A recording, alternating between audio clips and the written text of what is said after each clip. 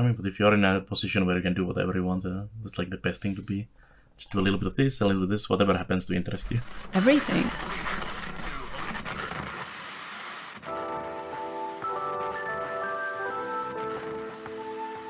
But other things that are unique is the Halcyon Frequency Podcast, episode 36, airing Sunday, September 25th, 2022. I'm Blind, and I'm hosting this episode, and I'm joined by our lovely man from the north, Belannaer. How are you doing today? Hey, doing good, doing good. A little tired, maybe playing too much Guild War in the night.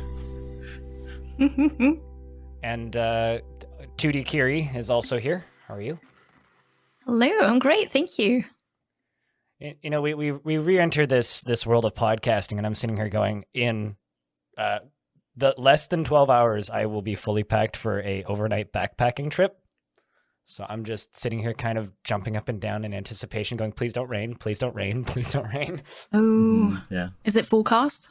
It's supposed to rain today, and it's like tomorrow is supposed to be low, light cloud cover with a chance of showers, which means we might get rain in the first half of the hike, but we should be above the cloud line within not too long. So it shouldn't be too bad, but fingers crossed. Fingers crossed. Yeah.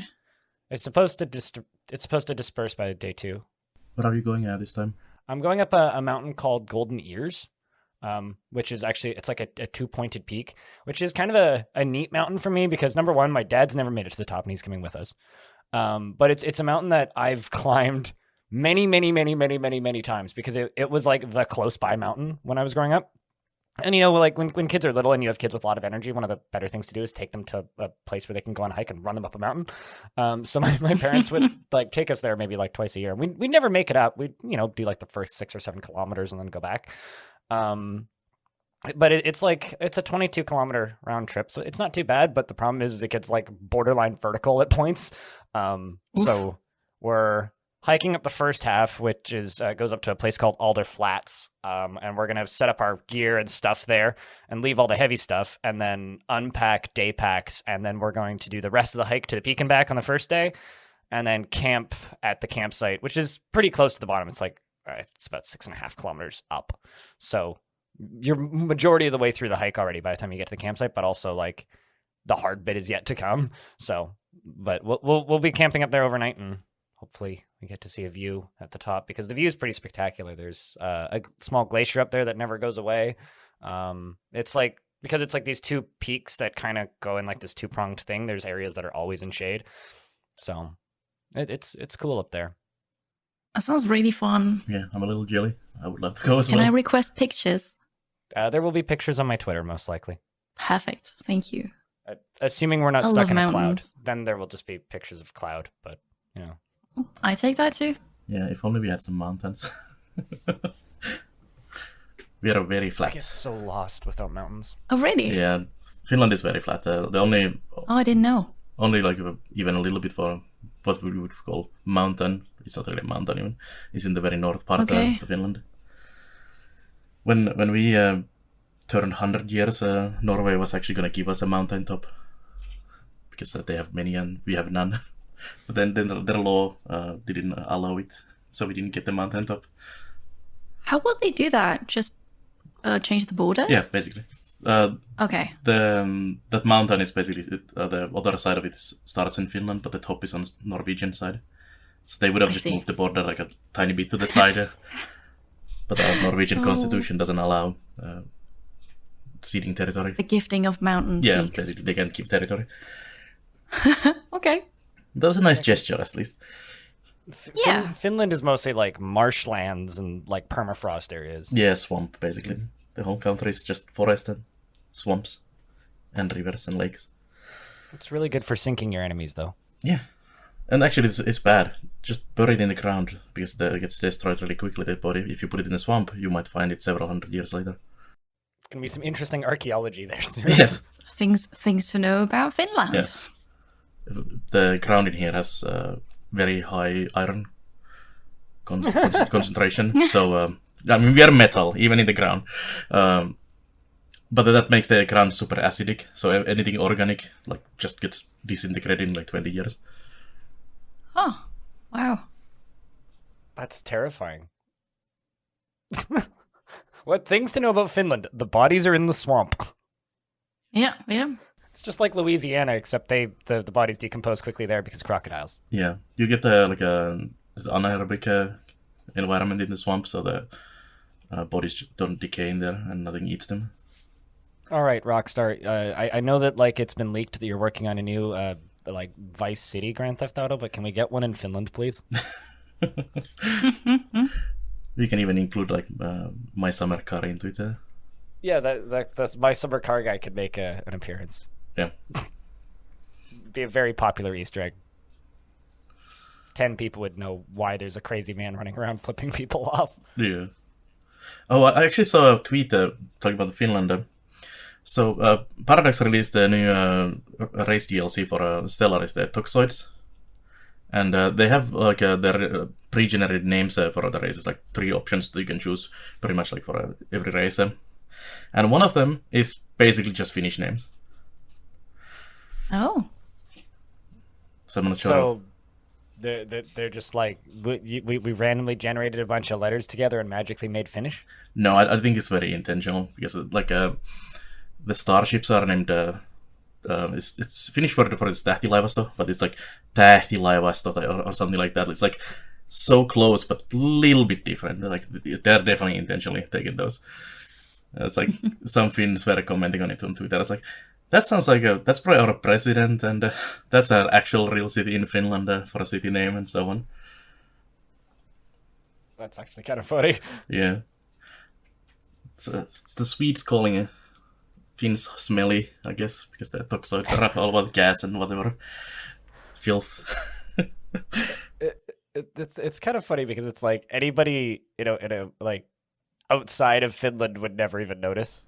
Yeah, well, Yes, you have a lot of names. consonants and lots of as and ers and so on. So, I used to program the MAD back in the day, and the previous guy who was running it made like this class for mages, and most of the like spell words for them were just like Hungarian or something, just backwards. And like a magic missile he was just telling like rocket in Hungarian backwards. That is so funny. I mean, It's brilliant. Yeah, I mean, it sounds like magic words, but it's just Yeah. funny. I like that. That's reminding me of Magica, where it's just like it's Swedish gibberish. Yeah, The whole game. It's like, well, they're speaking Swedish. Magica was good. Actually, random thing about Magica. I saw a panel, I think at PAX East. I can't remember which. It was at a PAX, but I saw a panel at one of the PAXs, and it was about like video game piracy and like how to distribute keys from the perspective of a publisher. It was an interesting panel, but it had some Paradox people on it. And one of the things that they talked about is they talked about scams that they got from random people like trying to like resell keys. And apparently to this day, they still get, or at least as of time of that panel, they were still receiving about 50 emails a week that were all from the same bot account, like just erroring out asking for Magica keys. They're like, Magica's like less than $1. Like, why are you still asking for Magica keys for review? Oh, yeah, it must be really crappy being a publisher or PR person or whatever, with the amount of people trying to scam keys from me. It's a wild job out there. Just kind of was thinking about that again when the what was the Investigator game where the person like got a bunch of curators removed from Steam. Mm-hmm. But yeah, There was also that leaker guy recently. leaker guy, another one. What happened? Yeah, someone was, I don't remember the name, who discovered it or who was the guy, but he's basically a YouTuber who got access to a lot of keys and things early and signed NDAs and things for them. And then he had a second account on Twitter where he was basically leaking info about games early. And then he made a mistake and posted accidentally on the wrong account. well, that's what you get. Yeah. That's a really good way to like fire yourself in this industry. Yeah. It's like nobody's gonna work with you anymore. Yeah. Was that worth it, really? And he wasn't really getting anything from the leaking either, other than just a I guess likes on Twitter. Yeah. It's So stupid. not like you can make money doing that. No, totally can. I mean, like we're probably not going to cover it in the news section, but like all of the Grand Theft Auto leaks happened recently, and it just kind of sucks. Like as somebody who likes game development stuff, for me, it's really neat to see that footage, and I was like combing through it over this week because I think that stuff's really interesting. But it's really kind of demoralizing seeing just like people thrashing at at Rockstar and people working on that game, going like, "That looks like shit," stuff like that, and it's just like. Yeah, that game's like 4 years out. Like all of those assets are like temporary or reused from previous Grand Theft Auto games and like GTA Online and all that stuff. And those animations are very busted. You can still see like the wireframes. Like, calm down. It'll look better. I like the reaction from the other developers who were like, "Yeah, our games look like terrible as well," until like 2 days before the release, and then they started sharing like development pictures, which was really cool. Yeah. There's some early footage of Jupiter Hell that's still floating around there in the internet, and it's just like, man, looking at that game like 6 weeks before it went into early access versus it in early access, even that looked like night and day. It's like he had no he had no animations in the game before it came out. Like they put together a physics-based animation system like just a couple of weeks before they released it. It's often you have to wait for the assets the most, like getting the art and sound and everything takes a lot of effort.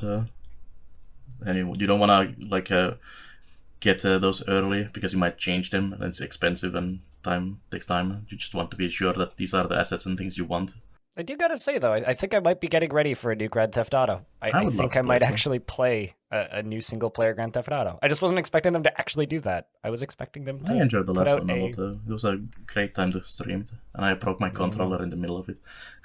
You broke a controller? Oh wow! There was a part in the newest one where you have to run around in a desert without stopping for a certain time, and the final step is literally like 15 minutes or something of running.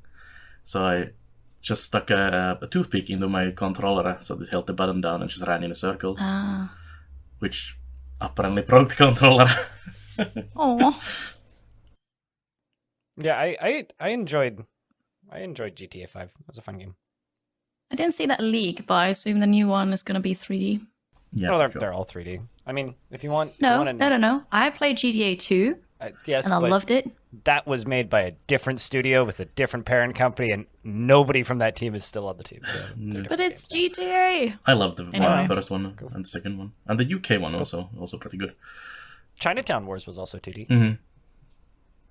I wouldn't mind seeing a new game like that. It doesn't have to be GTA, but like that style would be really cool. There's a few different indie games that are that style of game, but that was that one that was like a parody of that style of game, which was still pretty good. I think I played on Switch. There was one that was like exclusive to Epic, and I'm like blanking on the name of it. Wasn't it? It was Shakedown Hawaii. Is that what I'm thinking? Oh yeah, that's the one I would think as well. Confirming that. Anyway, we're talking about video games. I think we're going to go to a real quick ad break, and when we come back, we're going to talk about the games that we've been playing this week. Back after this. Hi, Arch from Arch Play Stuff here with your Halcyon Frequency podcast fun fact. Did you know porcupines float in water? Me neither. Back to the show. And we're back with the Halcyon Frequency podcast, episode 36, airing Sunday, September 25th. We're here to talk about the games that we've been playing this week, and I think Belannaer has already finished it, but I hear a Monkey Island game came out. Also, you both, I think, replayed 1 and 2, so... Yeah, I didn't get to the end of 2, but I played it previously. Yeah, I played those ages ago, a very long time ago. But and then I played again when the special editions came out. I guess my question is, what's the kind of transition from Monkey Island 1 and 2 to the new Monkey Island like, and how was the wait worth it? So I played Monkey Island 1 and 2 for the first time,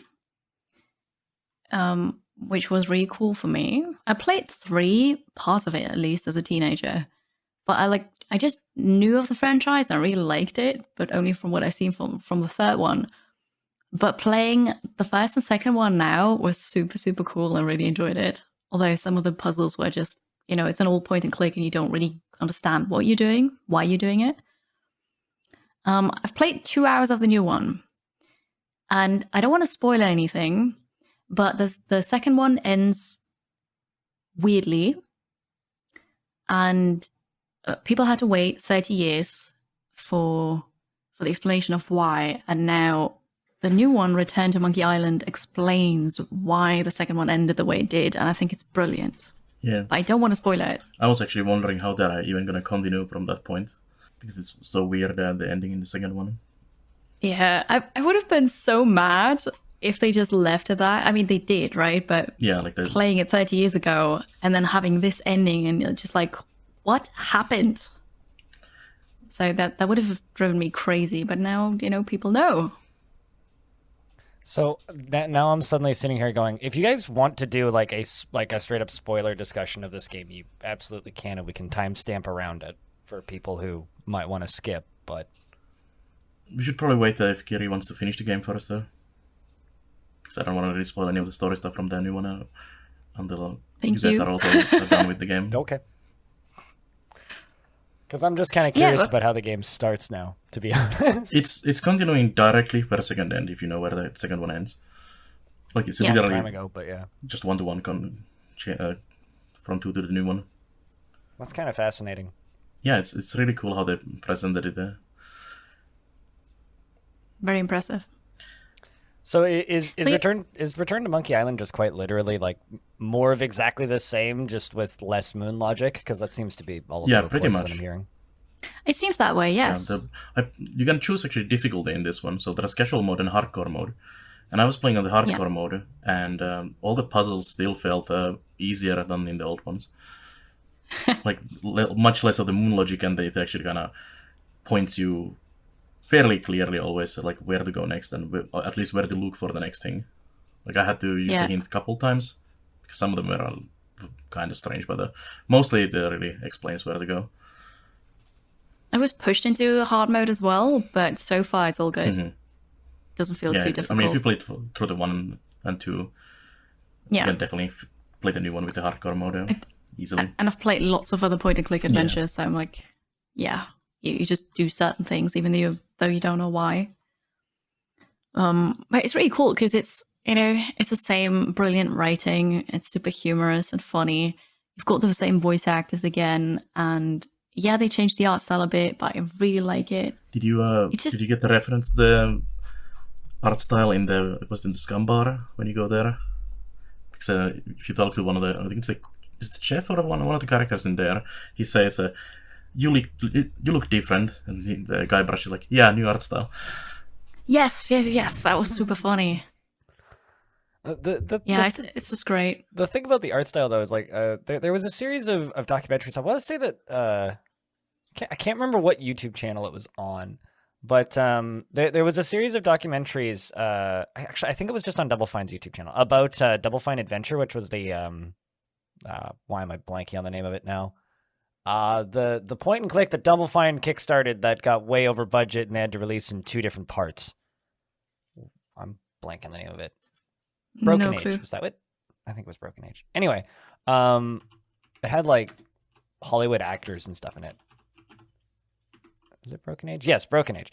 When they were working on that, they had the artist who did the art for Monkey Island, and he was like prototyping his art for Broken Age, and he was just like showing some of the original panels from Monkey Island, and they look like this new art style, and it's kind of funny because like those old games, like the way their kind of process worked was they would do these like watercolor paintings of each scene, and then they would scan them in and then go over top of them with pixel art.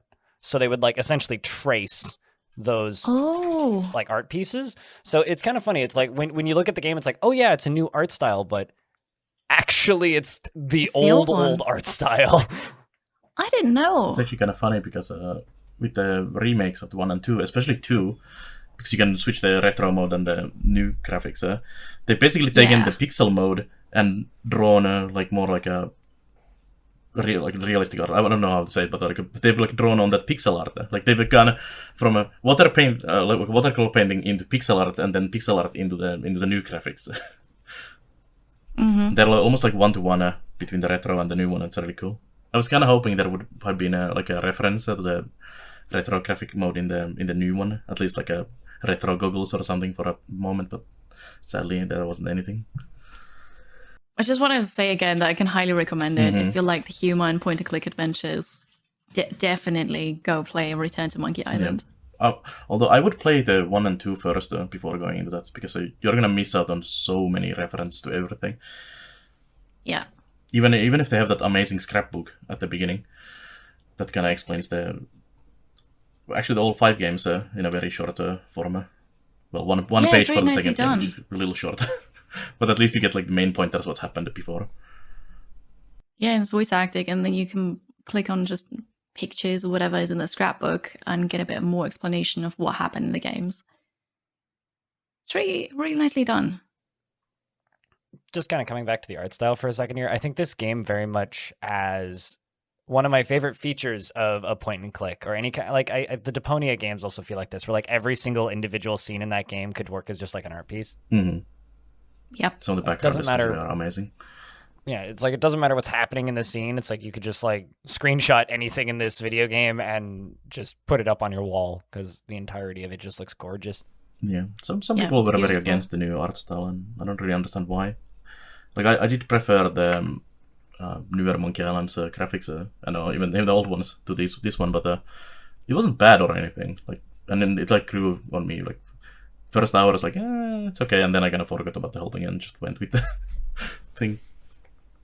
I know that there was some like controversy surrounding it, but I think at the end of the day, that's just like curmudgeonly old internet people being like, I don't like change, blah. Yeah. Yeah. And you're getting a new Monkey Island in 2022. Don't complain. Yeah, and right, just be happy. It's not like the game series has had like a stable art style anyways. It's like every single one of the 5 games is different looking anyways. So the 6th one looks different as well, so who cares? It's a new Monkey Island. There was all the spin-off Monkey Island games that weren't even like related, that had a completely different art style. So it's nice that they brought some stuff in from those as well. Especially one character that's not in the 1 and 2 at all is in the new one from the. I think it comes in the other third game. First time. The other third game. Yes, yeah. The other third game. Well, it is dubbed Monkey Island 3, and this one is also Monkey Island 3 technically. Yeah. Then I was really happy that they did bring in that character, because it would be a shame to, if you have like really good characters in those, I guess non-canon Monkey Islands, and not using them in the new one as well. Especially if fans are really big fans of those characters, especially Murray as the character I'm talking about. And if you wouldn't have him in the game, it would be quite sad. I mean, I guess kind of the benefit you have with making a Monkey Island game is it kind of markets itself, right? Like the number of tweets from like random celebrities going, "I'm so excited for Monkey Island," is just like kind of crazy. And it's not even like they're definitely paying them. I don't think they had to pay them. I think they just did that. Yeah, a lot of people played them out like back in the day or a little later, so it's really nice to have a new one. And it's such a good feel. It's like the new one. Once you get to the Millie Island, it starts exactly how the first game starts, like down to the music and how the scenes go and everything. Like, it's such a good feel when it's like, I'm like back home. Yeah. Like, especially once that is called Return to Monkey Island. Yeah, and like when you have that like a scene of the island at the beginning, and then the music starts, it's just such a good feel. I agree. Well, I think I'm going to kind of hijack this lovely conversation of good old feels and talk about a very me game for a second, because I was playing a bunch of Zorbus this past week and last week as well. Zorbus released on Steam and itch, and Zorbus has been around for quite some time now. I mean, they're on version 50. To give you an idea, I just put up version, I think it's 52.1 or something, is the version that was released on Steam. Zorbus is a traditional roguelike dungeon crawler And it uses Dungeon Crawl Stone Soup sprites. If that means anything to you, then you probably already know what I'm talking about, so I don't need to explain further. Long story short, it uses a tile set that people are familiar with. It is a very approachable traditional roguelike. It's absolutely brutal. I died a bunch, but I had quite a bit of fun messing around with it. And before I kind of elaborate, it's like, for me, a game that's approachable is a game that explains itself in a very easy to understand way. The game kind of does this pretty genius thing where there's not genius. Other roguelikes do this too, but it does it in a really easy to understand fashion. There's books everywhere, and one of the first items that you'll find when you enter any dungeon is an idiot's survival guide for a dungeon, essentially. It's like a dungeoneer's survival guide. And that book just kind of goes through all of the basic things that you need to know, right down to you should probably funnel enemies into a doorway kind of thing to survive big rooms. It's just immediately gives you all of the kind of the basic tips that you need to kind of understand how to play. The game has a massive attempt at making the game, making the world and the dungeons that you're in feel alive. The dungeon floors are very large. Some of the biggest maps I've seen in a roguelike in recent memory.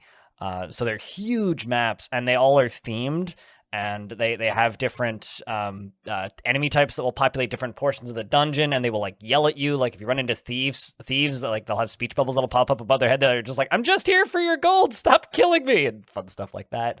There are recruitable NPCs. So by the end of my first kind of successful run, I was running around with a elf wizard and a rhino person, and we were just raffle stomping our way through crowds of enemies, and it was a good time. And I was a gnome with magic missile, and I was just making everything die by throwing stuff at them. It's kind of knowledge progression comes in with these symbols on the floors. So when I say knowledge progression, I mean the stuff that you just kind of start to remember from run to run. You find books that explain what the symbols mean, and then you use the symbols to your advantage. So a room with a certain skull in it, if you pull the lever in that room, it'll turn all dead bodies into zombies that are friendly to you. Or there's other rooms that will do the opposite. There's enemies that will there's rooms that will summon enemies. There's rooms that will summon items. There's rooms that will teleport you to different rooms. There's rooms that if you bring a certain type of item into it and drop it on the floor and then step back from the altar in front of you, then it will spawn a special boss or give you a special item. There's all kinds of really neat things that I'm still learning about Zorbus in each of the dungeon levels and neat little dungeon puzzles. But turns out it's a pretty easy game to get into as far as roguelikes are concerned. And the Steam version is $5, and the original is, which is identical, is free on their website. So it's worth trying if you're interested in traditional roguelikes, and this is a very easy one to get into. Does it have graphics, or is it ASCII? So it uses Dungeon Crawl Stone Soup's graphical tile set. Mm-hmm. So yes, it does. It has pixels. The sprites wobble. They have a breathing animation, and there's very, very, very extensive wobble settings in the options menu. You can synchronize the wobbles. You can disable the wobbles. You can make them wiggle in random directions. You can make them pause in between individual wiggles. How odd. So you'll walk in. Can you turn it off completely? Yes, you can completely disable it. But okay. If you look at footage of the game, it's pretty obvious. But you'll walk into a room and they'll all be dancing. It's kind of funny. Odd. It's good to have that kind of options in games. I actually just now remember that Monkey Island also had because you have the ship bobbing. Yeah. So they actually had an option to turn that off, and I immediately thought about Q and FG. It's good to have this. I haven't seen any ship wobbles. I just immediately turned it off, and also distortion effects, I think. So that's great. Also, there's accessibility options for the text size, for subtitles, and everything else. Yeah, very good. Pretty good. Oh yeah, that's another nice thing about Zorbus is there's you can just keep making the text bigger until it literally fills up the entire screen. There is no limit to how big you can make the text. You can also set the font to literally any installed font on your computer. Ooh. So That's pretty great. And also the UI, like you can customize the UI size and shape of windows down to pixels. Like it's got extremely extensive UI customization. And then if you don't want the ugly pixel sprites, you can just press 7 and get the beautiful ASCII. That's great. Yeah, sounds like something I should try. I've been having. I like options. Been having kind of roguelike itch lately. I would recommend Zorbus. It's also I think like the one real issue that I have with Zorbus is its auto explorer is very much a roguelike auto explorer. Like it will just teleport you and you'll be like, where in the world am I? Because the maps are so big, and you will need to use auto explorer by the end of clearing a floor, because you're going to want to find all those secret doors. And that's just a matter of just spamming auto explore a bunch. But that being said, it has one of the best mini maps for fast travel I've ever seen, where like you hit P and it gives you a little dot of where you are on the map, and then you just like can drag this like route with your mouse on the map to exactly where you want to go on the world map, and then your character will just fly there. So like it definitely does suffer from like it's a traditional turn-based roguelike. Like it comes with kind of like that jank, but it's a pretty damn good one. There's also very extensive class and race customization, which I haven't even dove into yet, because there's just I think it's 6 different archetype classes, where there's like your optimal wizard class, your optimal warrior class, your optimal like summoner class, your optimal like archer class, your optimal like, and so I've just been playing those.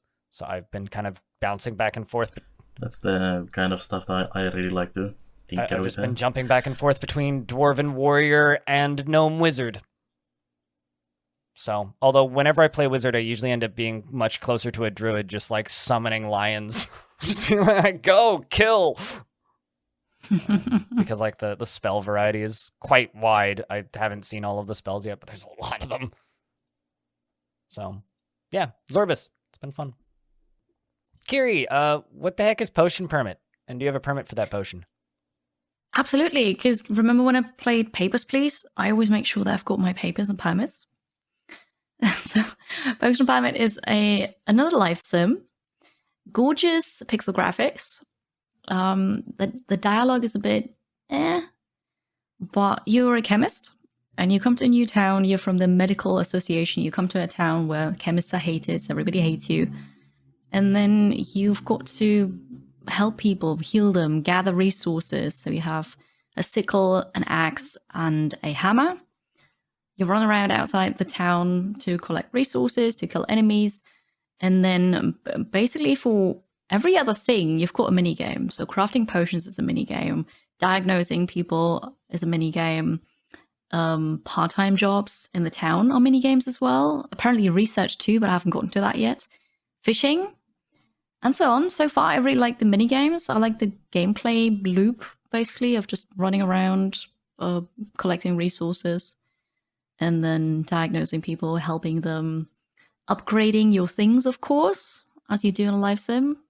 And then you can also run around and have relationships with people. I'm not sure if that goes as far as romancing them, but maybe, potentially. You have a dog, you can pet it. And when it gets hungry, it looks super sad and it's very slow running after you, and then you need to feed it again. Yeah, I'm enjoying it a lot.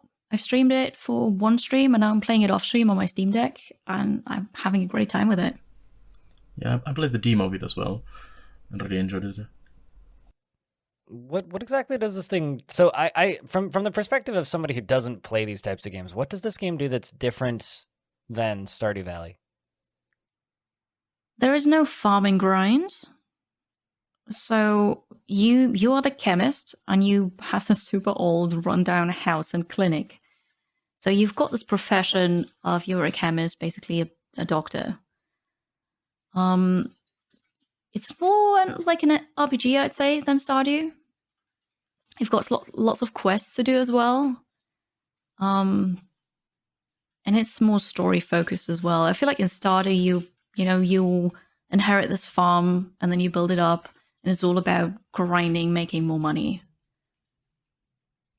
But in Potion Permit, you actually have a story to play. It is open-ended after the story. But it is story focused. Yeah, you get patients at different conditions, and then you need to make a potion to heal them, basically. Yeah.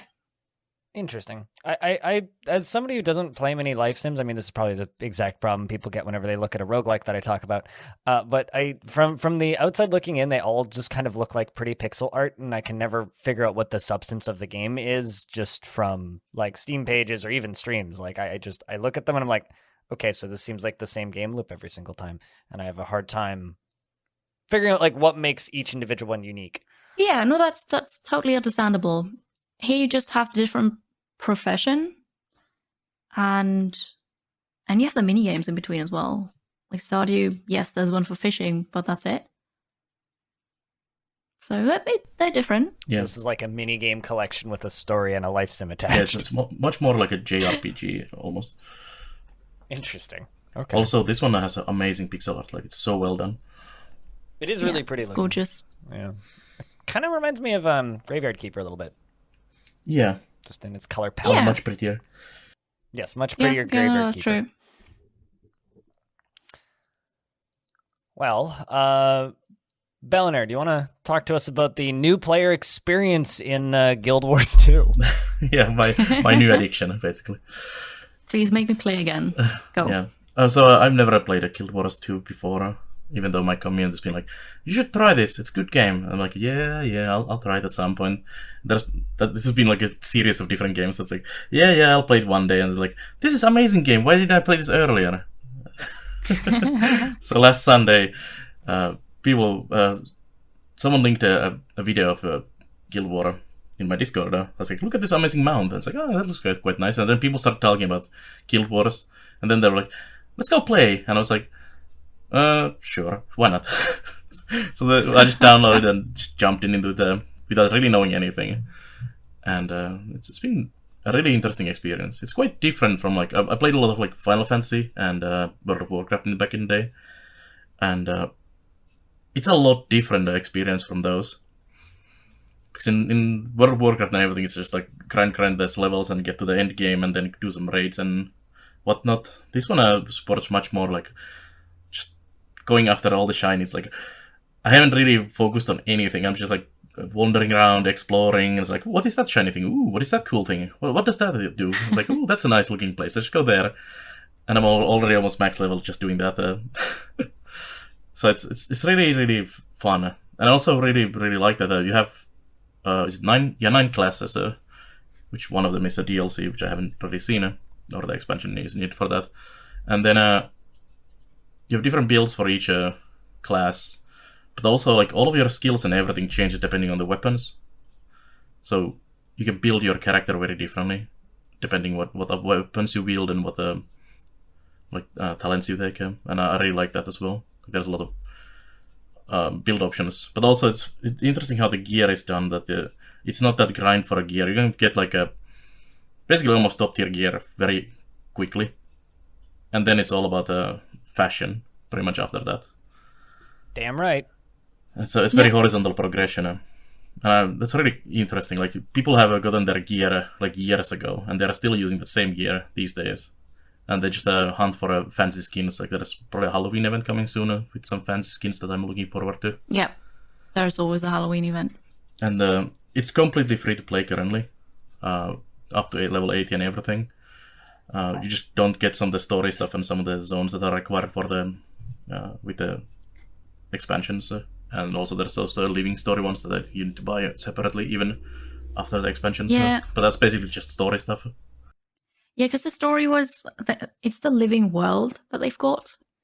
So you basically have to play during that time, because then you can unlock that story and play it. But if you miss it, then it's gone. And every now and then they have this promotion of, hey, you can buy that with real money to get back into it. But I think now they've got this event for, if you've missed Living World Season 1, you can now play that for free again. Yeah, some of that is free as well. Yeah. And also, they don't cost that much. Like, they're very cheap. Especially the older Living World stuff seem to pretty cheap to buy. But it's totally unnecessary if you don't want to. Like, there's a lot of story and things to do without that. They just added story stuff if you want to experience that. The only big real limitations is like the mounts are level 80, and only if you have the expansions, and then the elite specializations. So once you get to like a level 80, you still can keep basically leveling your character through this like mastery system and the elite specializations, and all of those are tied to the expansions. But if you played enough to get to there, the expansions are the first two are bundled like €30 or dollars, and then the new one, which came a couple of months ago actually, was also another 30. So it's not that expensive even, like €60 if you buy all of that stuff. It's basically price of one new big game, and you get so much content for it. And you've already sank, like I've sank already like over 50 hours into it, so I'm definitely getting the first expansion bundle, which is the first and the second expansion together for €30, and that's totally something I'm willing to pay for a game like that. Like I often do with free-to-play games. Like I played a lot of like Warframe and Path of Exile and so on. I usually, like, once I've enjoyed the game enough, I usually buy like whatever their starter bundle is and maybe something else to at least give some back if I've enjoyed the game so much. And I'm definitely at that point already in this game as well. It's like I'm kind of sad I didn't experience this like earlier already. Like it's super pretty. Like you were saying about the environments in like Monkey Island and so on, and in this one as well. Like it's just fun to run around and look at things. And they even have like this system of vistas where you have to go through a jump. There's a lot of jumping puzzles. I was surprised how many jumping puzzles there are. Oh, you need to jump to a specific spot that has a vista, and then it gives you like this pans camera around and shows you the region, and those are really, really cool. And a lot of the places are super pretty and feel amazing. Like the cities actually feel like cities. Like often in an MMO, it's like 3 houses, and this is supposed to be like 1,000 people village or something. And when you go to like Divinity's Reach, which is it's the human capital, I think, it's just gigantic. Like it actually feels like you're in a massive medieval fantasy city. But also how they've like laid out all the teleported nodes and everything. It doesn't like in some games. When you have like a massive city or something, it's just a slog to walk. Like, all right, I'm gonna go to the other side of the city. See me in 15 minutes of walking. But this one has like a teleport nodes all over the place, so you can quickly travel wherever you need to go. And certainly well done. Mm-hmm. Ah. I only ever played Guild Wars. Never played Guild Wars 2. Yeah, I mean, if you have even like any each for an MMO, it's free, so it's easy to try, and it's just so much fun. It's funny. I feel like I sometimes get the itch for an MMO, and then I go to their website or I go to wherever I need to download it. I download the launcher and I look up at the account sign up stuff, and then I go, actually, and I usually uninstall it. I almost never make it past that. This one is on Steam now. They quite recently moved it on. Well, you have the ArenaNet version and then you have Steam version. So, but you can just download on Steam and then you just log in. Like there's no character like a account creation or anything. Just log it with your Steam. They've made it easy to get your first dose. Yeah, they did. I started playing it so many years ago, and I played it for several years as well. When the game was still paid, like pay to play, I suppose. I don't know. So I bought the base game, and then I bought the first expansion, and then eventually it was free to play. I had so much fun with it. I sunk thousands of hours into it, so it's definitely justified if I were to purchase the other expansions now. It's just I tried to get back into it a couple of years ago because I thought, an MMO, I always liked it, but I downloaded the launcher, I started the game, selected my character, and then I was just somewhere. My inventory was full of stuff, and I had no clue what half that even was anymore. And it's just so daunting to get back into it. But also, we talked about this just before recording the podcast, actually, because Belannaer just said, start a new character. But I love my character so much, and I've got so many good memories with them. Yeah, and know exactly what you feel like. I have same for my Final Fantasy character and some of the World of Warcraft characters. Like I couldn't switch to a new one. It's like this character is the game. I can't.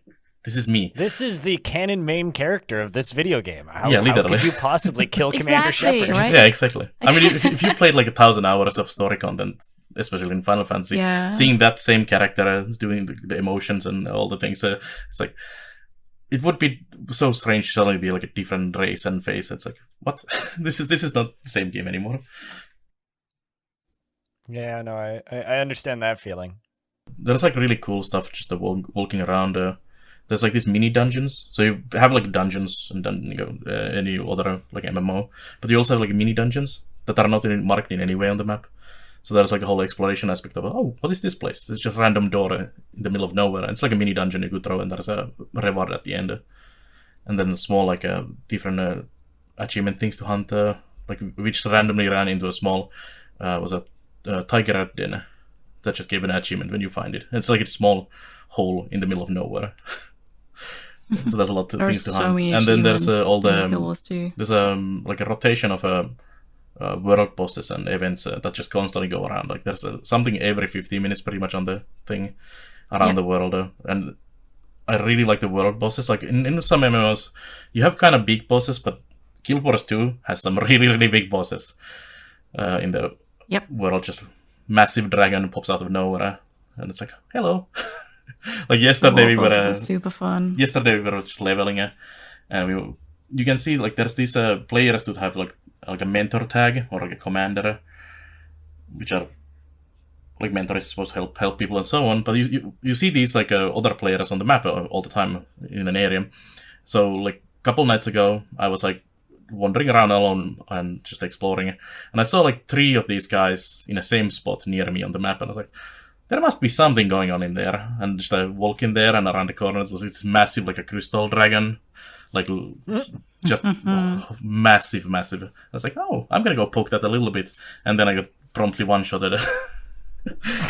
Then I went back and poked a little more, and you don't have to actually be like a max rank, max level, max gear raid character or anything. You can just go poke around when there is something happening in the lower level zones, for example. Because some don't get hit by the heavy stuff. Yeah, basically. Just dodge. But you do get quite a nice rewards from just being even if you're a low level and just go poke it a little bit. Like you'd still get like the reward chest and everything if you contribute some, which is really nice. And some of them they're not like in level. I mean, I'm sure there is stuff like that happening in the high like level 80 zones and everything, but there's also like from like 25 and so on. Like very early on, you can also participate in all these massive fights, which is really, really nice. If you just know that they're happening. But when you see like there's like 100 people standing there with those markers on the map, it's like, there must be something happening. Like the other day, like yesterday, we also found another massive dragon. We were just leveling the zone, and it's like, why is there 100 people standing in this spot? It's just so much fun experience. And I'm losing so much sleep for it. All the memories, Belannaer, what you're doing. Yeah, it's so good. It's so much fun. And that's the problem also why I'm playing so much, is that it's hard to stop. Because it's like, oh, I'm just gonna do this thing. Oh, what is that thing? Ooh, I'm gonna do that thing. And it's like 3 hours later. It's 8 in the morning. It's like, I need to go sleep. But I want to play more. Then there's Steam where it's just like, Belannaer has played 55 hours of this recently. Yeah, I started on Sunday. Like, Sunday evening. Sunday evening, and it's Friday now. Oh no. And I have 2 characters. One is almost max level. The other one is like halfway there. Because we were leveling with people. Obviously, being a streamer and everything, I have a lot of time on my hands to play video games sometimes. And other people are working during the week, so I was vastly out leveling, as I always do in these type of things. People, and I wanted to run about 7 levels, so I was like, well, I'll create a second character. So I have one that's high level and one that's closer to where the working people are. I'll come back down to all of you normies with jobs and make a second character so that I don't get too far ahead. I might need a third one soon.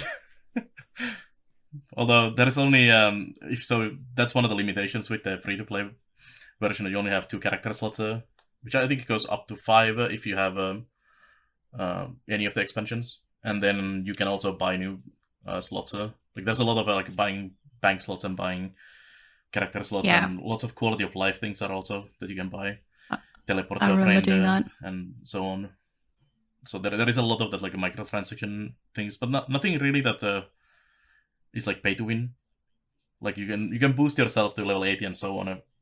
There is just 1 to 80 level booster and so on. But getting to 80 is it's not the same in like in other MMOs. Like it doesn't really matter if you're max level. because the horizontal progression and all that. So you can't really win that way. But there is a lot of things you can spend real money in the game. But they actually literally sell gold as well. So they have gems, which is the premium currency, and you can actually exchange that into gold in game. But you can also exchange gold into the premium currency. So technically, if you are really good at making money in the game and just grind enough, you can also basically get everything through just playing the game, except the expansions. And you can buy the living stories and everything with the gems as well. So you can still end, those are very cheap, each one of them. So if you don't have any money to spend, then you can also still experience a lot of the paid content by just playing enough. That's something that always kind of fascinated me about MMOs, but also kind of scared me about MMOs is yes, you can in fact play the paid content without paying for it, but it's just going to cost you 50 hours of your life instead. Yeah, I mean, some of it is pretty expensive for sure. Getting the gems through a conversion from gold to gems would be a lot of hours to play, unless you know some really good money-making strategies, I guess, or get a lucky drop or something to sell. Yeah, legendaries. So the legendary weapons, and you can drop a precursor for it, because you need to craft a legendary weapon then afterwards. And precursors, at least back in the day, were super, super valuable. Yeah, and they're probably pretty big grind as well. Yeah, super rare. The people I've played for years and haven't gotten any. I think I dropped one only. The other one I just bought. But I dropped one once. That was really awesome. But that kind of stuff is also really nice, because then it keeps people playing, because they have something to strive for. Even if it doesn't really add I mean, it's marginal upgrade and quality of life usually. But it doesn't really... It's not necessary, but it's just a fancy thing you can aim for. Late game stuff in MMOs is mostly just status and bragging rights, right? You don't need the super cool looking mount to actually have the super cool looking mount. It's exactly the same as a normal looking mount. It's just you want to stand inside in the busy part of town and dance, right? Yeah, this one actually just has a set of mounts that you can get, and then it's just skins for those mounts. Sure, yeah. And same pretty much for the gear as well. It's just a lot of skins for the armor and weapons and so on, and pets. Well, and there is a heavy PvP portion of the game as well. There's world versus world stuff and PvP and stuff like that, but I haven't got to that yet. That's when we'll it's never fun. see you again, right? Yeah, I have some people in my community who've been literally playing for 10 years of the world versus world stuff and so on. So apparently it is pretty fun to do. It is, yeah. The first day that you streamed Guild Wars, somebody popped into my chat from your chat and was just like, "Well, rip Belannaer." I was like, "What?" It's like, he's playing another MMO. He's gonna be gone for 2 months. Yeah. But anyway, it's been lovely kind of hearing about the new player experience of Guild Wars 2, and I kind of expect that we'll hear about it again on other episodes of this podcast, and hopefully Carrie had a good nostalgia trip there. But I just kind of want to talk really briefly about Songs of Six's housing update, because I kind of love it, but I kind of hate it. So I'm just going to kind of work under the base assumption that most people listening to this know what Songs of Six is, but if you don't, it's a very, very, very large scale city builder. Think kind of like a little bit of RimWorld, a little bit of Pharaoh, a little bit of Dungeon Keeper, a little bit of Total War, and some faction management stuff with very, very, very large scale populations. The housing update completely changes how housing worked in the game. So previously, the way housing would work is you would just build houses in kind of the game's building style in any shape that you wanted. You'd fill it up with furniture, and people would populate it based on the amount of people that were beds available. And then once they'd populated it, they would live there, and then they would walk all the way to wherever they worked, and then they would walk back. And this was an interesting system, but it kind of led to problems pretty quickly, where you'd have people working on one end of the city and living on another end of the city, and they would literally starve to death on the way home, which was, dark in its own weird way. But the new housing system fixes this problem by, if you people move into places that are close to where they work. And instead of getting to build houses in any shape that you want, you have these kind of default little squares, and there are 4 different types of squares. There's I think house, apartment, longhouse, and I think it's a dormitory. Basically just like a bunker. So the house has the most privacy. The apartment has slightly less privacy. The longhouse has almost no privacy, and the bunker has 0 privacy. Because the game has I think it's 6 different species that you can have in your city now, from humans, elf-like creatures, orc-like creatures, what are they called? Bug people, lizard people, and giant blue giants. They all have different preferences and the kind of specifics that they want in their housing. And so you essentially end up building like these kind of large structures with these tiny little housing blocks inside of them. And then they just kind of move in as jobs become available in certain areas. And this also adds in another mechanic in the underground of this game or in the back end of this game, where you can allow certain groups of people, either based on class, intelligence, or race, different materials, and they will just go to your stockpiles and gather them and put them in their houses. So say you have a very like orc dominant city, you could be like, okay, orcs, you guys can have furniture, you guys can have wood for your floors, and you can have cloth. And then suddenly like all of your little orc people will run off into the little stockpiles and gather those resources as they become available and put them in their houses and organize them differently. So you'll end up with like all of these tiny little different organized houses with different floors, and they like renovate it when they move in. It's kind of a wild system, and I could not imagine what it would take to program something like that. But Yeah, I that sounds kind of really cool. yeah, on one hand, it's really, really neat. And I think that the idea of the housing system in Songs of Six is really cool. The reason I kind of miss the old system is I feel in the old system we had a lot more agency on what our buildings looked like, because we could make them any shape that we wanted, right? So you can make like little circle houses, you can make like little square houses, you could make big diamond houses, you can make them little triangle houses, you could make just tiny little squares and copy paste them and make like a weird grid. Now, because the space that they actually live in are set squares, it's either like a rectangle, it's either like a 3x3 rectangle, a 6x6 rectangle, an 8x16 rectangle, or the one in the middle. Because you're stuck with these rectangles and you have to fit the rectangles into your building, I think it really limits the amount of creativity I can have with the visuals of the housing in like a construction format. But at the same time, I think in the long run, it's a much more interesting system, and I'm really curious to see how it develops. Yeah, just I a really neat like the game. sound of the It's been whole, fun watching the like them just making their own little rooms of the things in there. It sounds really, really neat.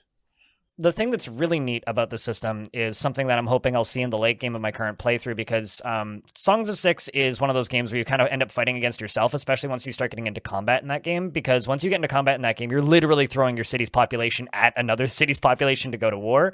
So say you have a population of like, let's just say 5,000, right? And your army is 2,000, and then you send your army to go fight somebody else and you lose 900 guys. Suddenly you're short 900 workers when you come back afterwards, because they're not training all the time and they're not professional soldiers usually, unless you have a very late game city, which I've never made it to. So whenever I go off to war, I lose a significant portion of my population, which forces you to shut down portions of your industry while the city repopulates itself.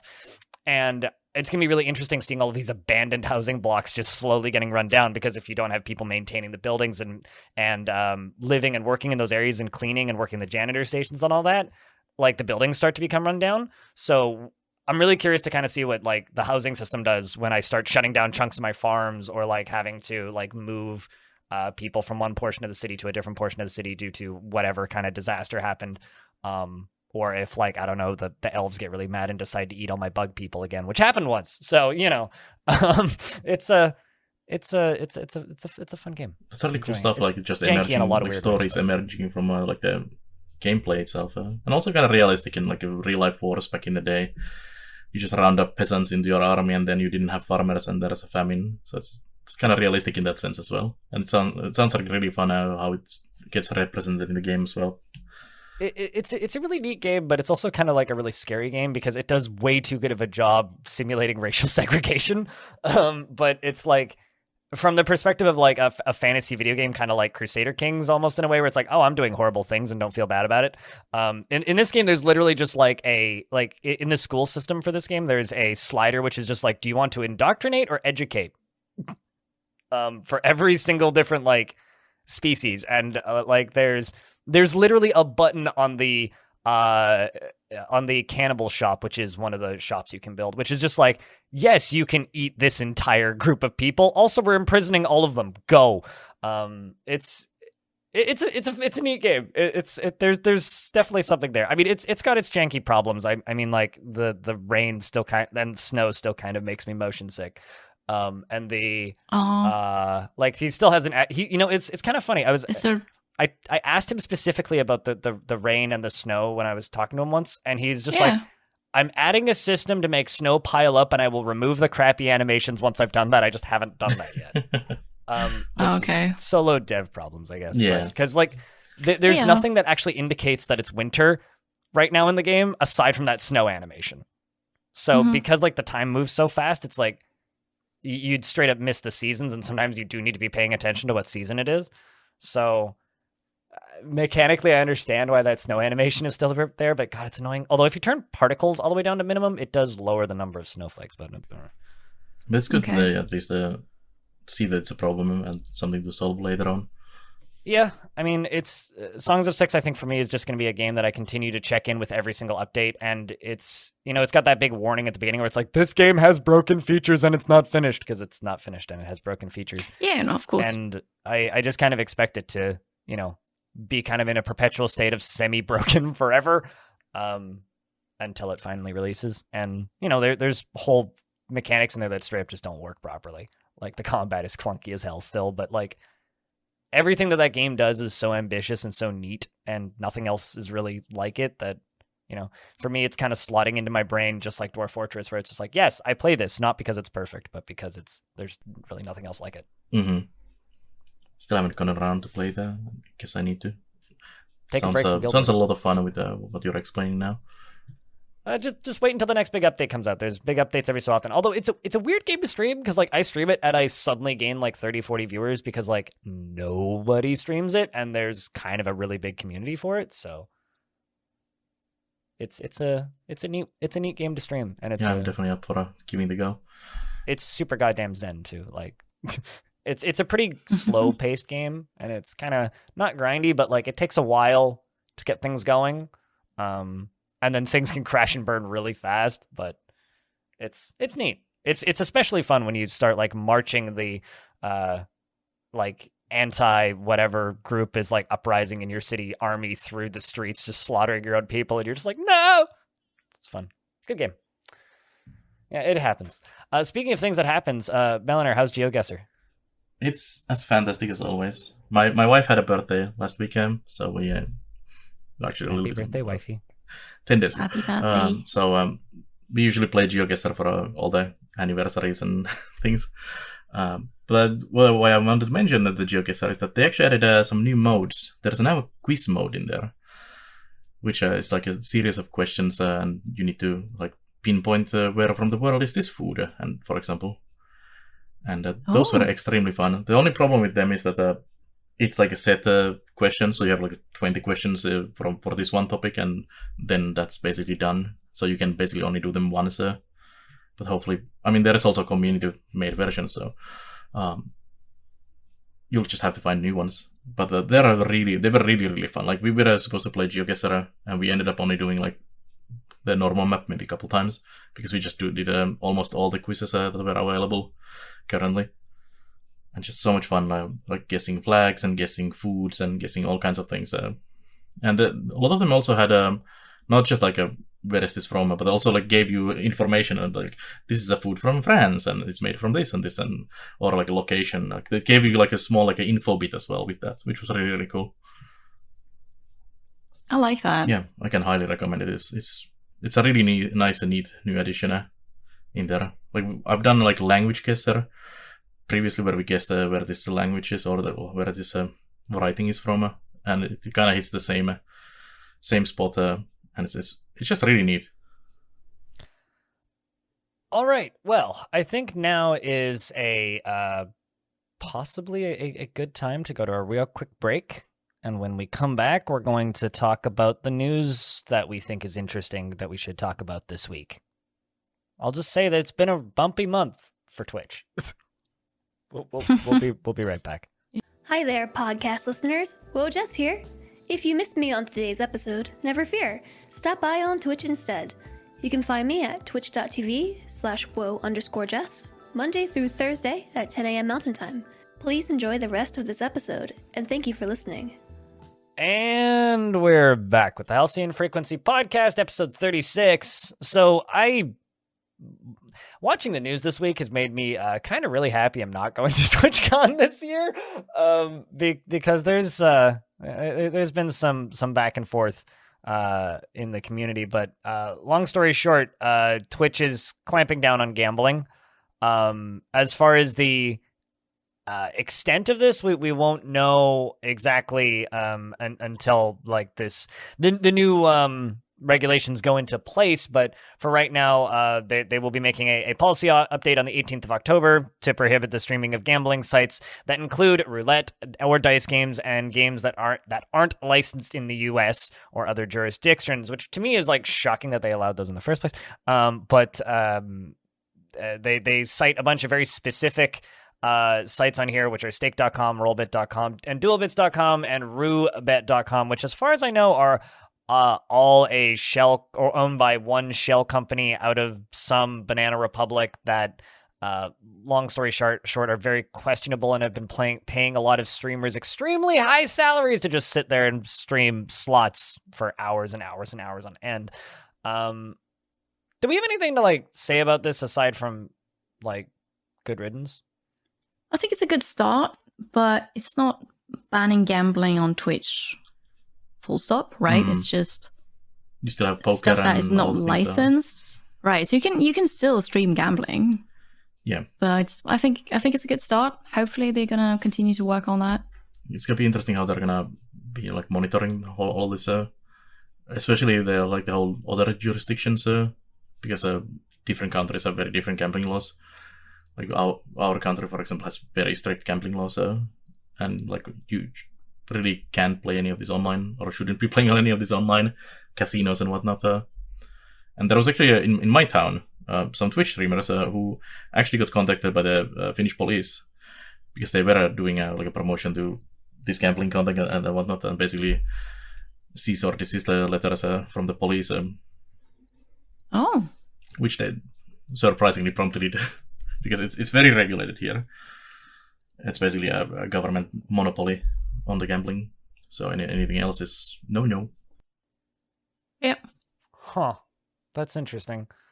Yeah, for me it's been kind of this there's a lot of things in the past year or so that have really made me kind of just look at Twitch and go, ew, really?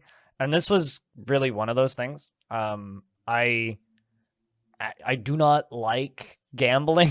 I don't like gambling in my video games. I don't like casinos. I don't really like the things that it does to people and families, and I think that promoting it blatantly is kind of gross. I think the one thing about this announcement that upsets me is the fact that it's not heavier. Like I think the only format of gambling, if even this, that should be allowed on Twitch, in my opinion, is poker. Because like I can understand poker just as like a legitimate spectator sport, but the fact that people are even permitted to stream slots on Twitch, I think, is genuinely disgusting. Like the poker and the sports betting that was listed on that is probably the only ones I would allow. And even for those, I would almost just move them somewhere else off the site. Yeah. Make a Twitch.bet site. Go stream that on Live Jasmine or something. Go do it where they also have porn. That would be great for everybody. It's this and like kind of all the other like non-gaming content as well. It's like it was great to do. Like back in the day, we could only do games, and you couldn't do like a podcast or something live or just talking to random things. And I kind of wish all of that would be now moved to the other side as well and go back only to the gaming. Yeah, I don't have so much of an issue with a lot of the, just chatting stuff. I think a lot of that stuff actually adds to the variety and like gives us as creators more flexibility. So I don't think that Like, I think that Twitch would lose something, suddenly if we couldn't stream like minifigure painting or Yeah, totally. Like I remember like back in the day on Twitch, back when I used to watch a lot of League of Legends, kind of around the time I was starting to stream, there was a guy that kind of blew up in the League of Legends directory because he was making clay figures and painting them, like modeling clay, like these extremely detailed, like one of a kind sculptures. And he actually got banned from Twitch for a bit because he was streaming it in the League of Legends directory because he was making League of Legends characters. And then he'd go to the Monster Hunter directory and he'd make a Monster Hunter monster. And he'd go back to the League of Legends directory and he'd make a League of Legends character. And like this guy was one of the original, like C Not Brush, I think was his name. But I think I've seen actually that as well. He was one of the instrumental people in the creation of the art category. Is because, and it's like I do think that like Twitch allowing for a wider variety of content on the platform is a good thing in the long run for creativity, but like there's certain types of content that I'm genuinely shocked that Twitch still just allows to be streamed. Speaking of Twitch being popular, anybody else want to take this next one? Twitch finally stated that some partners have better contracts than others, which was widely known, I'm going to say, but they never really said anything about this. Twitch's worst kept secret. Yeah, basically. They also stated that they didn't really have a rule set or like any things that people needed to do to get this contract. So some people got them, some people didn't. We're not part of it. Yeah. And so what they're doing now is they're giving those creators with the fancy contracts another year. And starting then, so next year, around this time, their contracts, if they have one of those where the sub split for tier 1 subs is 70-30 in favor of the streamer, they only get that for the first $100,000 they earn. Oh, whoa. And then only the first Shame. Imagine getting that much. Sorry, I just have to say that out Is loud. that yearly or it's annually? Oh, jeez. I'd like Isn't that $100,000. monthly? No, it says annually. 100,000 USD annually. Oh, okay, never mind. And then it's just a normal 50-50 sub split for tier 1, like basically everybody else has. And I don't know, it sounds, oh wow, $100,000, right? But it's still a big cut to their income.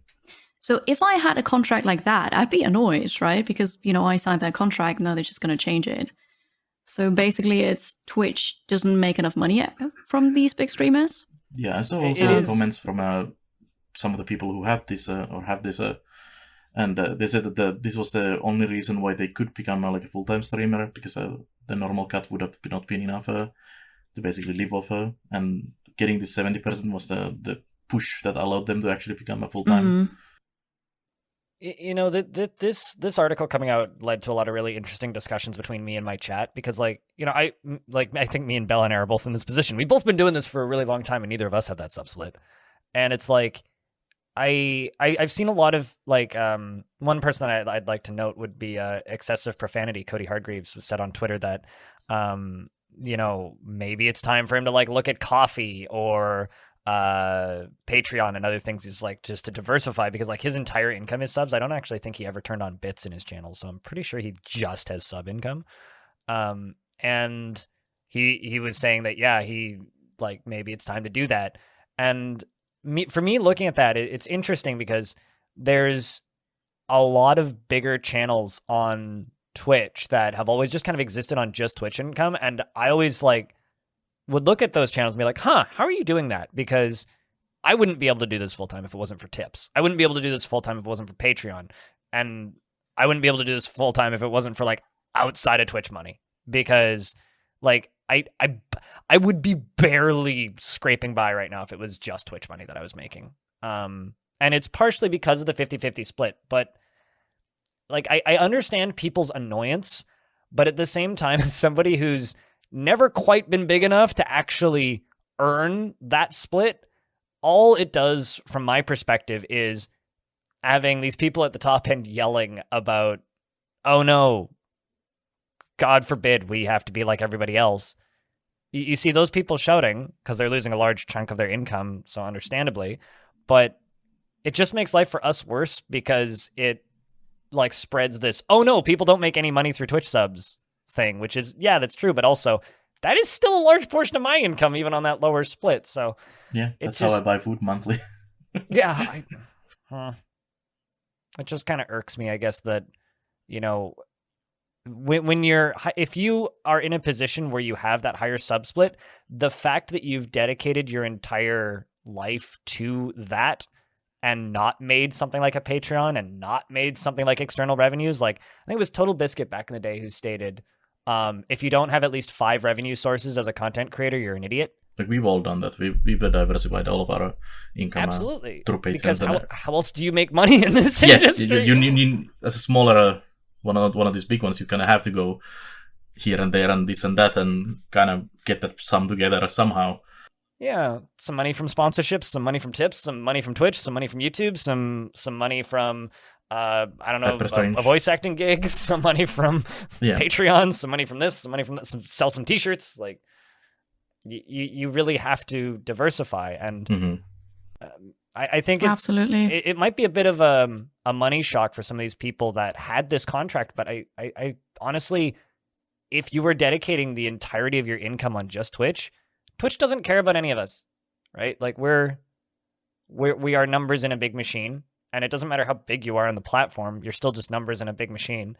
And diversify your income is what this entire article says to me, but that's my take. I do like that all of these weird back room deals are being removed and it's kind of getting standardized. But I would hope that there's like some way to get to that 70% subscription.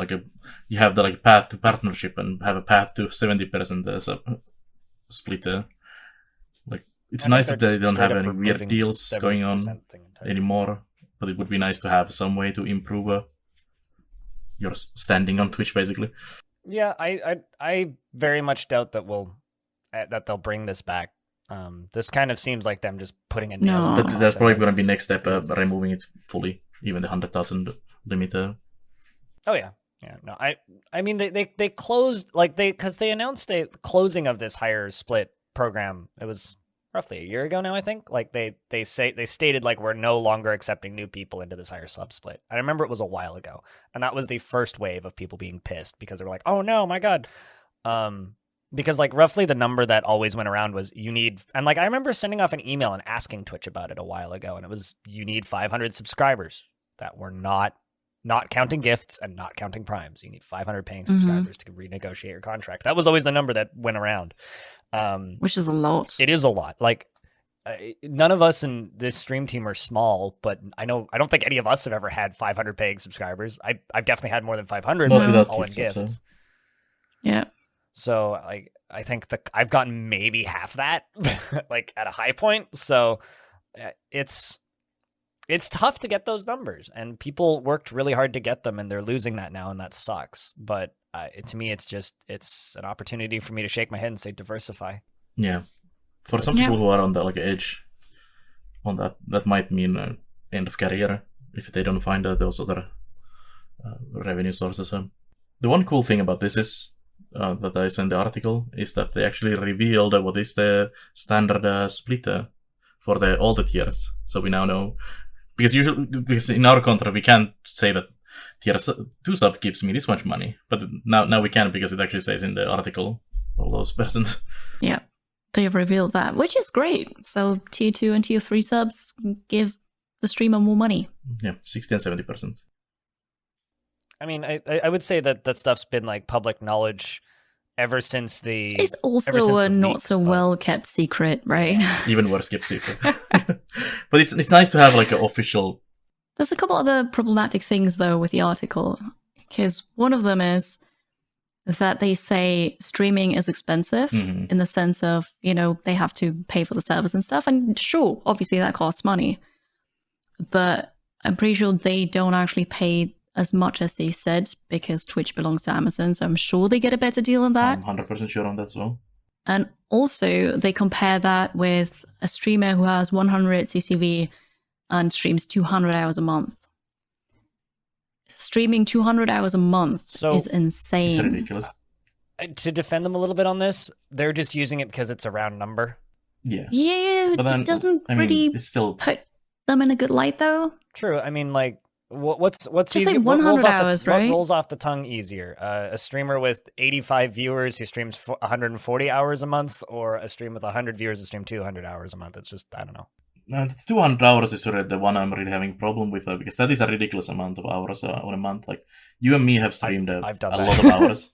Yeah, but we like did nothing but stream those months pretty much. It's not healthy. I've done 300-hour months. I know that feeling. Like, even 100 hours is quite a lot of streaming per month.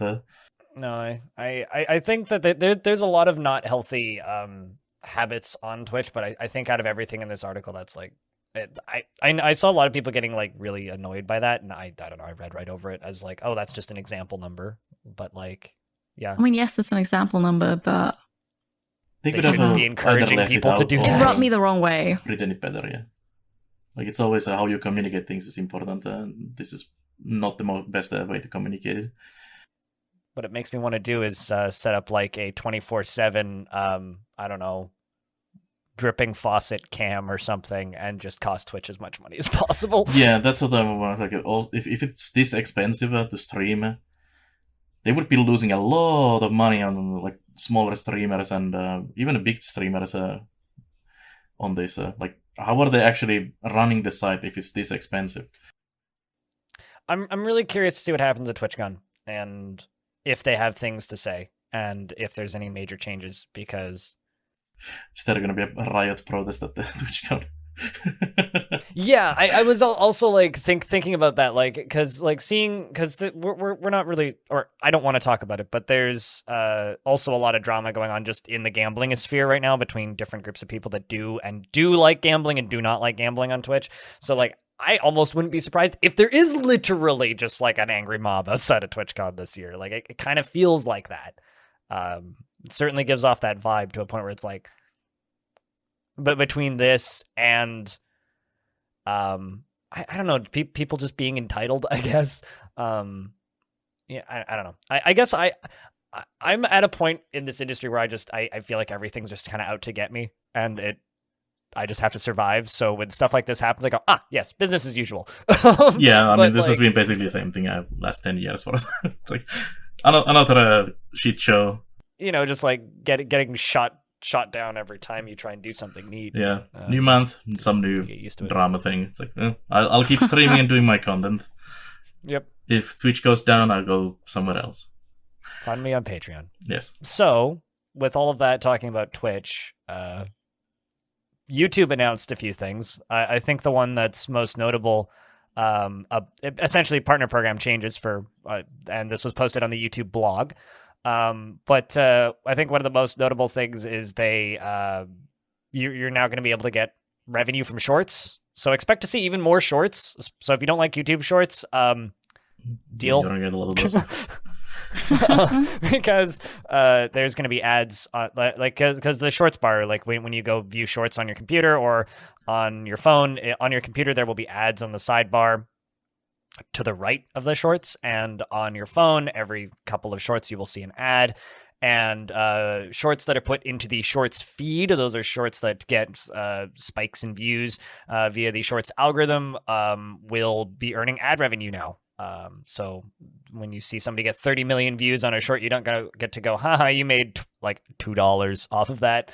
Now they'll actually be making money. So I should finally start making some miniature shorts now. yeah. I mean, I'm trying to get a pipeline going for shorts, and it's kind of funny because every time I upload them, people are like, Blind, I love you. This was a great clip. Very entertaining. I hate shorts. And it's like, yeah, I kind of agree.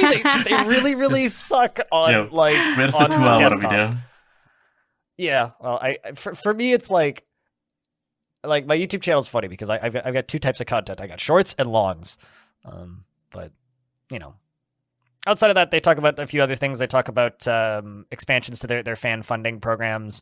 They talk about licensable YouTube tracks and a music system, which basically they're expanding their music library that creators are allowed to use, which is good because, god damn it, you're owned by Google. Fix that.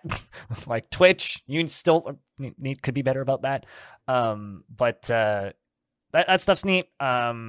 But the them working on like their fan funding stuff and making their partner program better and their shorts better and making, just the platform better as a whole for creators. And also something that's left out of this that I think is kind of funny is they put out a blog at the beginning of this year saying, we got a lot of things coming, which is a lot of this stuff that's being announced here. One thing I'm not seeing here, which they mentioned in that video back at the beginning of the year, was NFT shorts and NFT-able comments.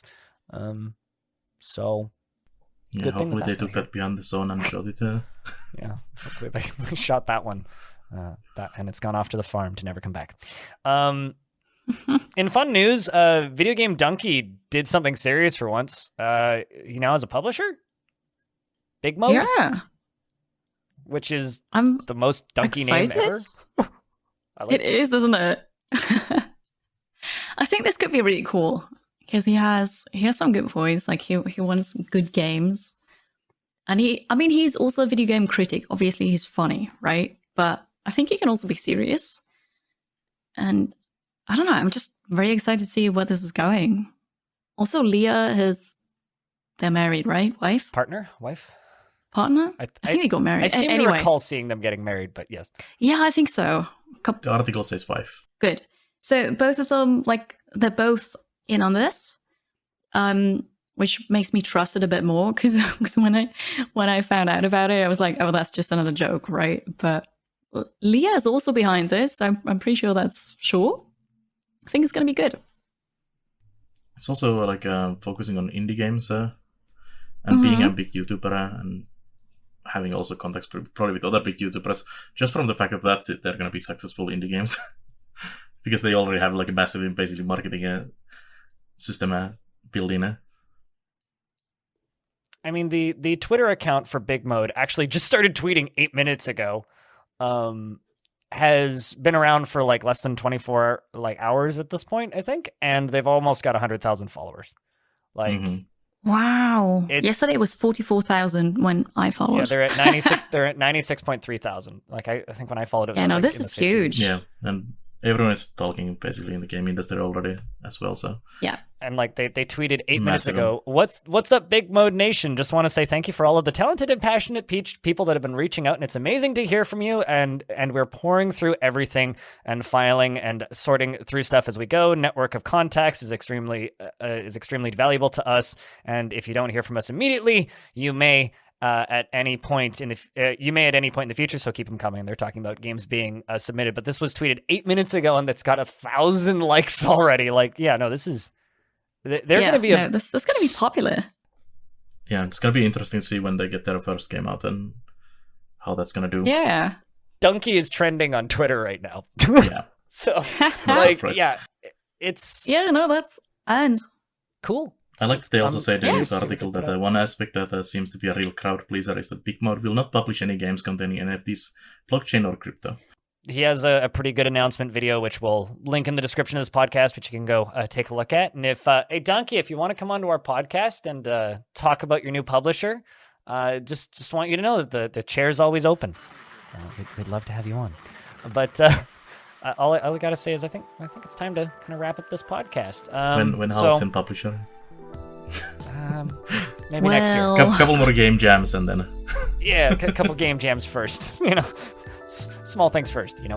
But thank you very much, everybody, for listening to this episode of the podcast. Kiri, can you tell people who you are and where people can find you on the internet? Yeah, I'm a streamer mainly, focusing on strategy games, indie games. I've got simulation sickness. I'm advocating for accessibility in games. You can find me on 2dkiri.com. Belannaer, who are you and where can people find you on the internet? I'm a weird Finnish troll from the north, and I play some games here and there. Mainly on my Twitch channel, twitch.tv/Belannaer. A lot of building management strategy games, Monkey Islands, Guild Wars.